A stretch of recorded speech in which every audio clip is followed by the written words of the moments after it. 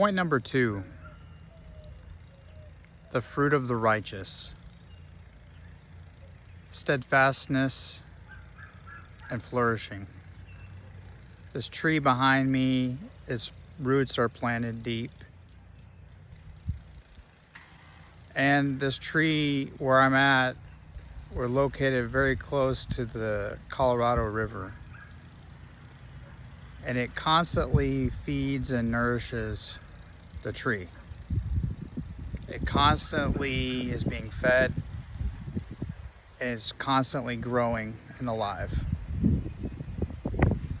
And Psalm 1:3 says, "He is like a tree planted by streams of water that yields its fruit in season, and its leaf does not wither.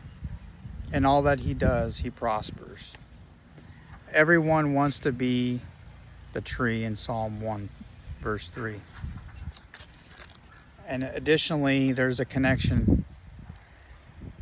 Jeremiah 17:8 says, "He is like a tree planted by water that sends out its roots by the stream and does not fear when heat comes, for its leaves remain green, and is not anxious in the year of drought, for it does not cease to bear fruit."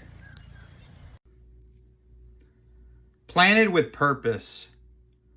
Let's look at the beginning of Psalm 1:3. He is like a tree planted.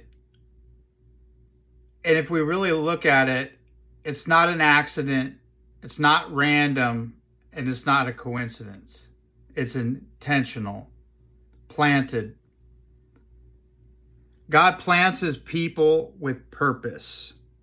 And when you trust in the Lord and you delight in his word, you are not just drifting through life, but in fact, you are rooted in the right place.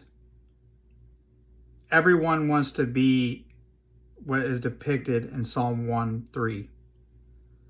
And the world says, trust your own heart and follow your own way.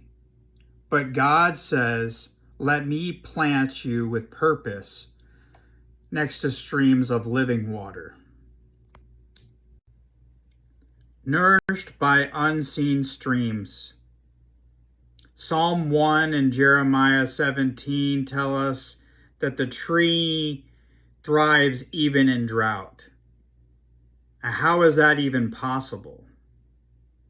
It's because its roots go deep into the unseen streams. When the heat comes, when the drought comes, but the tree still stands firm and tall. And let me ask you, where are your roots? In the dry seasons, when life gets hard, when finances are tight, and when your health is failing, when people let you down or betray you, are your roots in God's word? Jesus said in John 7:38, "Whoever believes in me, out of his heart will flow rivers of living water."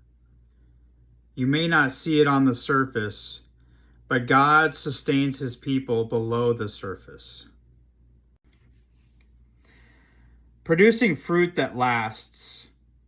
Psalm 1:3 says, it yields its fruit in its season. And Jeremiah 17:8 says, it does not cease to bear fruit. What is the fruit?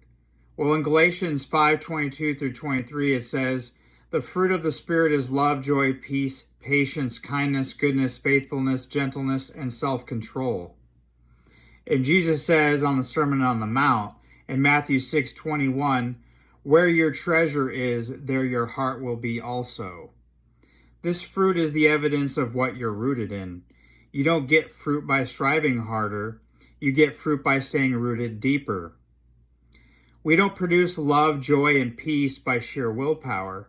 We produce them by abiding in Jesus Christ, as we see in John 15:5. A tree doesn't stress about making apples. It just stays rooted, and the fruit comes naturally. Resilient in every season. Let me encourage you. so that you understand that the blessed life is not the same thing as the easy life. Psalm 1 and Jeremiah 17 don't ever say that there won't be storms. In fact, it does say that there will be storms. There will be heat, but the righteous will stand firm. Psalm 1:3 says, its leaf does not wither. And Jeremiah 17:8 says, it is not anxious in the year of drought. Friends, when you're rooted in Jesus Christ, you are not just surviving, but you're actually thriving. You can stand strong when others fall apart. You can bear fruit when everyone else gives up. And you can stay green and thriving when everything around you is turning brown and dying. Flourishing for a purpose and blessing others. You were never meant to flourish just for yourself alone. The tree in Psalm 1 isn't just planted to look pretty. It's planted to bless others. Think about it.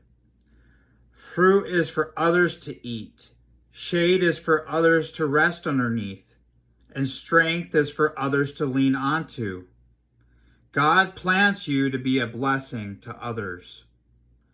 In Genesis 12:2, God told Abraham, I will bless you and you will be a blessing. So when you bear the fruit of the Spirit, love, joy, and peace, it's not just about to make you and your life better. It's to bring life to the people that are around you.